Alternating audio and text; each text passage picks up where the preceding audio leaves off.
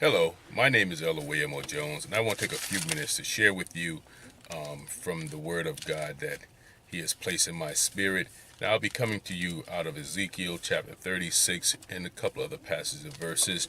But when we look at 36 and verse 1, it says, "Also, thou son of man, prophesy unto the mountains of Israel, and say, Ye mountains of Israel, hear the word of the Lord." Now, he's speaking to the mountains. He's not speaking to people in this passage, in this chapter, but he's speaking to the land, the region that belongs to the Most High's chosen people, Israel. He's speaking to them, to that land, and because he have a word for the land. And we look at verse 2. It says, "Thus saith the Lord Yah." I say Yah because Yah is an ancient Hebrew name for God. So you may hear me say Yah throughout, and that's what I'm giving reference to. He said, "Thus saith the Lord Yah, because the enemy has said against you, Aha, even the ancient high places are ours in possession.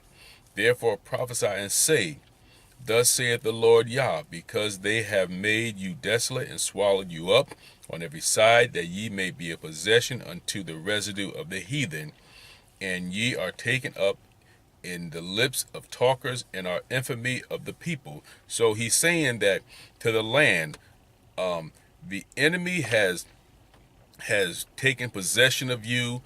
The enemy are the children of Edom, or the children of Idumaea, as in chapter 35 of Ezekiel, the last verse, it speaks about Idumaea, but these are the Edomites that have taken possession, and they're ridiculing, they're boastfully speaking that they have taken your land, they have taken you, they have taken over. The true Israelites have been scattered, and they have taken over the land. So they're boasting, and they're saying, Aha, as in verse number 2.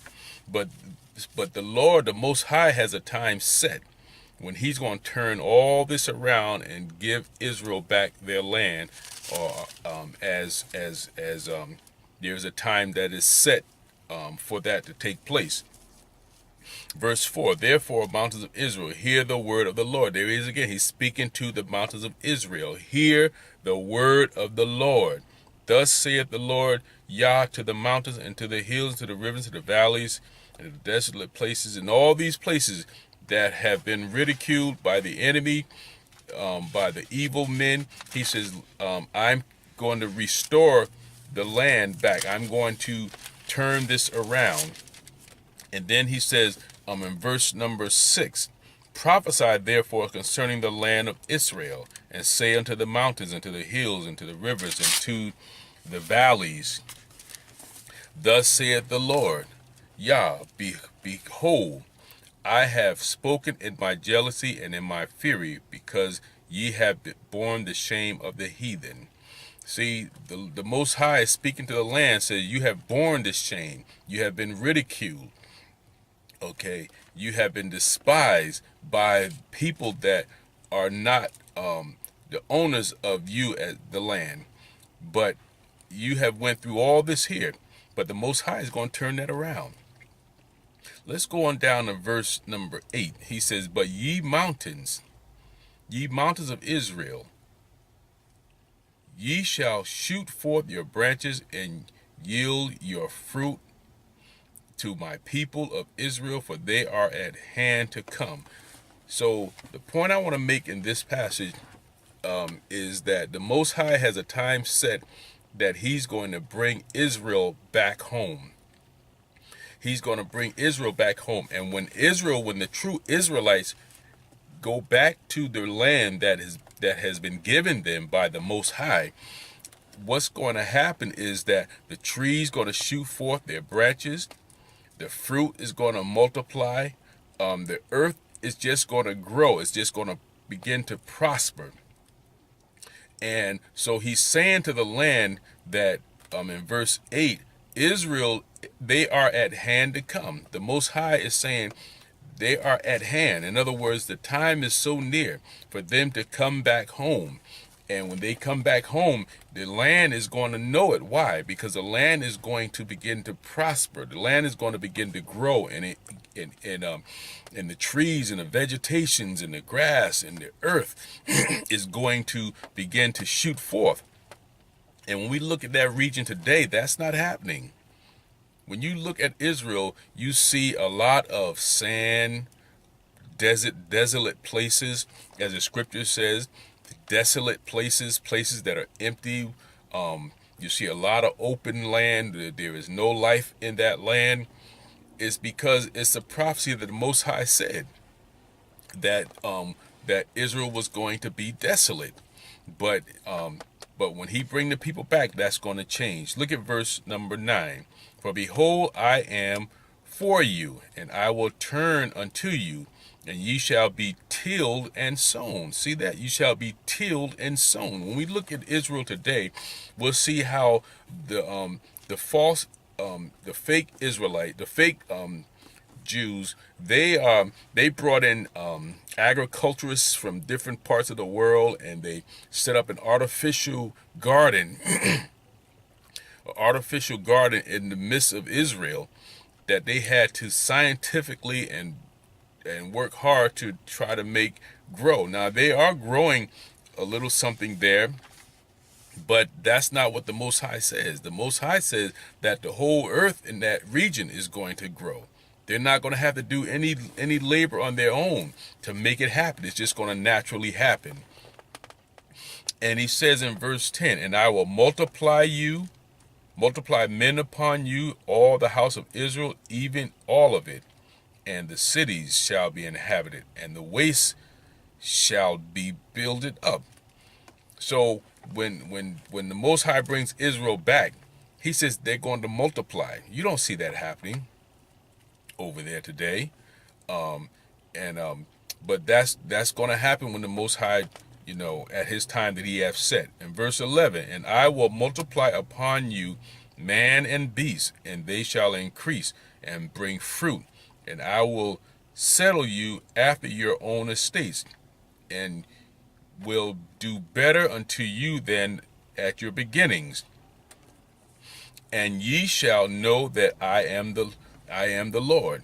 Yea, I will cause men to walk upon you, even my people Israel, and they shall possess thee, and thou shalt be their inheritance, and thou shalt no more henceforth bereave them of men. Now look at Israel.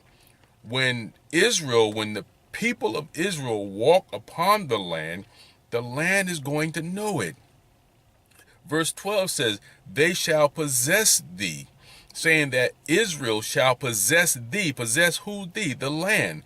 They shall possess you, O mountains of Israel, O region of Israel. They shall possess thee.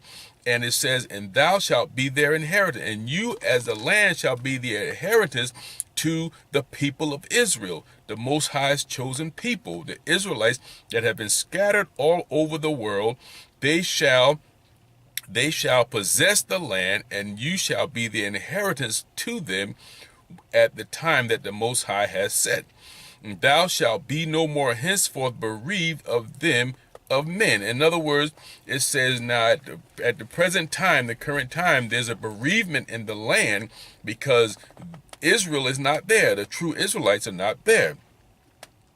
But the Most High is saying that time is coming to an end, where he's going to place Israel back there, and Israel is going to prosper, no more bereavement of land, and none of that shall take place any longer. Look at verse number 19. It says, and I scattered them among the heathen, and they were dispersed through the countries, according to their way and according to their doings I judged them. So in other words, the Most High is saying that, yes, I've caused you to be scattered throughout the different countries, throughout the world. Why? Because of your ways, according to their way, according to your ways and according to your doings. I judged them. In other words, that's a judgment of the Most High, because Israel has rebelled and turned from the Most High, and so he had caused them to be scattered throughout the land. But let's look at verse number 34.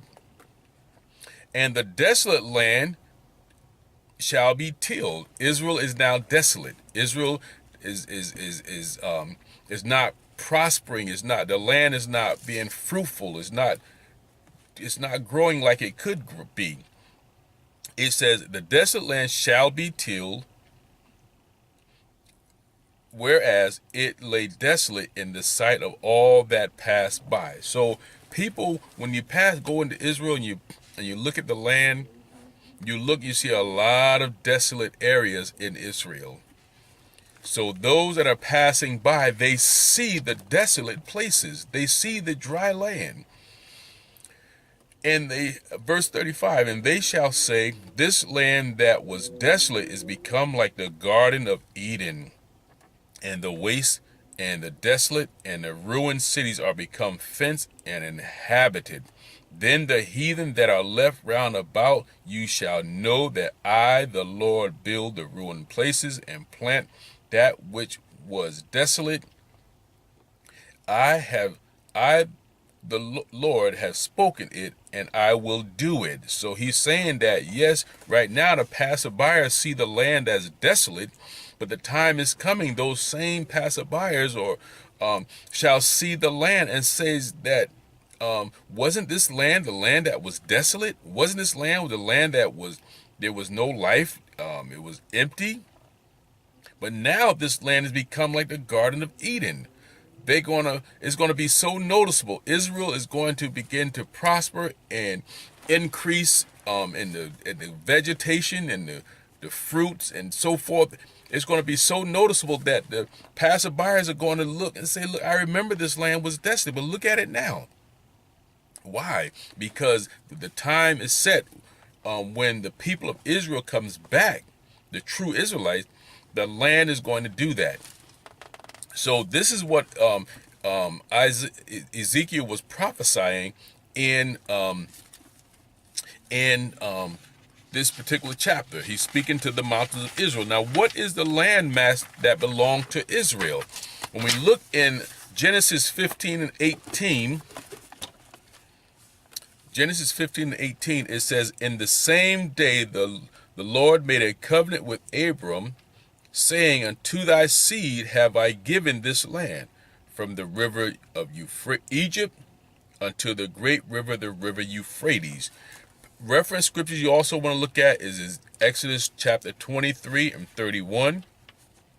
And I will set thy bounds from the Red Sea even unto the sea of the Philistines, and from the desert unto the river. For I will deliver the inhabitants of the land into your hand, and thou shalt drive them out before thee. And then that's Exodus 23 verse 31. Now you look at Joshua chapter 1 and verse 4. From the wilderness and this Lebanon unto the great river, the river Euphrates, all the land of the Hittites, and unto the great sea, toward the going down of the sun, shall be your coast. So now this region of land, Ezekiel 15:8 speaks about two rivers, the river Egypt and the river Euphrates. The river Egypt today is known as the Nile River. The Nile River runs from the Mediterranean Sea, which is north of Africa, coming down through Egypt, and it goes all the way down. And here's the countries that this river runs through.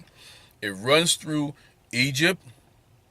It runs through Eritrea, Burundi, Rwanda, Tanzania, Democratic Republic of Congo, Uganda, Ethiopia, South Sudan. This is how long this river runs. This is, I believe Wikipedia says this is the longest river in the world, which is over 4,000 miles, 4,130 miles. So it runs from the Mediterranean down into South Sudan, and it splits at the Blue and Nile River. where it splits off. And at that point, there's the town of Khartoum. And then when you go over, as in Exodus 23 mentions about the Red Sea unto the Sea of the Philistines. So now when you leave Cardium and go toward the west, draw a line from the west and go straight across. It goes across the Red Sea. It goes across Saudi Arabia, and it reaches unto the Persian Gulf, where the Euphrates River pours into. And so, but now that Euphrates River that pours into the Persian Gulf, which is over by Kuwait and Iran, and if you go north and keep following that river to where it begins, it goes all the way up into Iraq, Kuwait, Saudi Arabia, Jordan, Syria, and unto Turkey. So it starts up in Turkey. I believe that's the Red Sea, is the Mediterranean Sea as well. But it comes all the way down and pours out into the Persian Gulf. That's a large piece of land. And in that land is Jerusalem, portion of Saudi Arabia, Iraq, Turkey, Syria, Egypt, portion of Egypt. That's a large, massive land.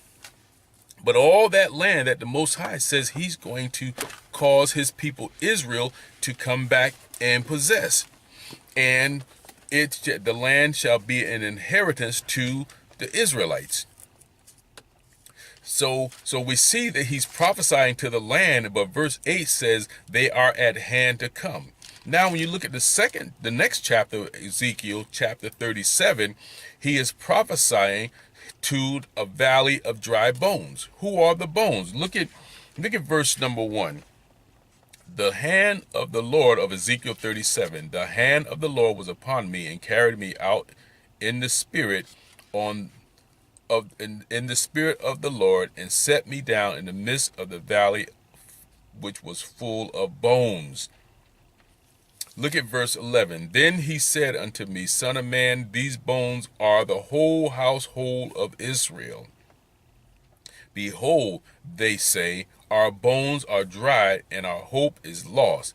We are cut off for our parts. So he's speaking to the valley of dry bones. He's speaking to the whole household of Israel. Who are the dry bones? The household of Israel that are dead.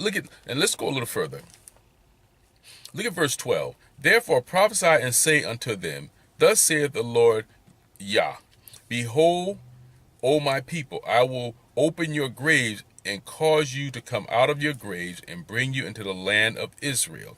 And ye shall know that I am the Lord when I have opened your graves, O my people, and brought you up out of your graves, and shall put my spirit in you, and ye shall live, and I shall place you in your own land. Then shall ye know that I, the Lord, have spoken it and performed it, saith the Lord. So he's saying that the time is going to come when he's going to open the graves, and he's going to cause Israel to come up out of their graves. Right now, the bones are dried. Right now, the bones are in the valley, but there is an awakening that is taking place. And we look around and we'll see all over the world, the Israelites are realizing who they are. There is an awakening that is taking place. That's coming upon the children of Israel, the true Israelites. Look at verse number, I believe it's 4 of Ezekiel 37. And he said unto me, Prophesy unto these bones, and say unto them, O ye dry bones, hear the word of the Lord. Thus saith the Lord Yah unto these bones, Behold, I will cause breath to enter into you, and ye shall live, and I will lay sinews upon you, and ye shall and will bring up flesh upon you, and cover you with skin, and put breath in you, and ye shall live, and ye shall know that I am the Lord. So I prophesied as I was commanded, and as I prophesied, there was a noise, and behold, a shaking, and the bones came together, bone to bone. And when I beheld, lo, sinews and the flesh came upon them, and the skin covered them above. but there was no breath in them. And then further on, we'll see that when you read that further on that chapter, you see that he prophesied, verse 10. So I prophesied as he commanded me, and the breath came into them, and they lived and stood up upon their feet, an exceeding great army. So all what this is saying is that when the awakenings take place, Israel is beginning to come alive. As the scripture says, there was a noise in the valley. The bones begin to come bone to bone. There was a shaking. So when we see Israel, the true Israelites realizing who they are, and they're coming to life, it's Israel coming back to being who they are, being back that nation again. So we see this here taking place at this particular time. So therefore, by us seeing this happening, how close is it to the Most High placing Israel back into their land? How close is it? It is coming. It is so noon. It is so near. It is so near. So that's what this video is about today, is that the land of Israel, they know who the true Israelites are. The land of Israel is going to, at one point, very soon, is going to begin to prosper. Why? Because the true Israelites are coming back to earth. So when we see the awakening taking place, and we see that the bones are starting to come together, we're not there yet, but it's coming. And the sinew, the tendons, and the skin and the flesh, Israel is beginning to come back together. It's a worldwide thing. They begin to realize who they are. They begin to realize that they are the people of Deuteronomy 28. They begin to realize that the prophet Ezekiel, Jeremiah, Isaiah, they all spoke about Israel coming back to themselves and being that nation again. So the awakening is taking place, and it's letting us know that we're living in, I believe, Ezekiel 37, where the bones are beginning to come to place, coming back to life. The dry valley is beginning to, there's some activity taking place in the dry valley. And so since that is the case, there is a time set that the land is there waiting, and the Most High is going to miraculously bring Israel from the four corners of the earth. Ezekiel 20 mentions that he's going to take us from the different four corners of the country, and that word country in the Hebrew is the whole earth. So everywhere that there is an Israelite that has been scattered all over the whole earth, the Most High is going to bring us back into Israel once again. And then he's got further prophecies that I won't go into at this time, but further prophecies in regards to that taking place. So I trust that this has been a blessing to you, and I trust that you realize how close we are. The fact that Israel is coming alive again and be realizing who they are is letting us know that it must be close to the time when the Most High is going to put us back into our own land. So I say to you, prepare yourselves. Be ready for the Most High. Forsake your evil ways. Turn from your wicked ways. Turn to the commands of the Most High. Keep his commandments. Keep his Sabbath. Keep his laws, his statutes. Leviticus 23. Follow them to the best of your ability. Turn from the pagan holidays, Christmas, Easter, Valentine's Day. All these days are pagan holidays. They have nothing to do with the Most High. Turn from those things and follow after the will and the command of the Most High. May the Lord be a blessing unto you. And until the next video, may the peace of the Most High be with you. God bless you.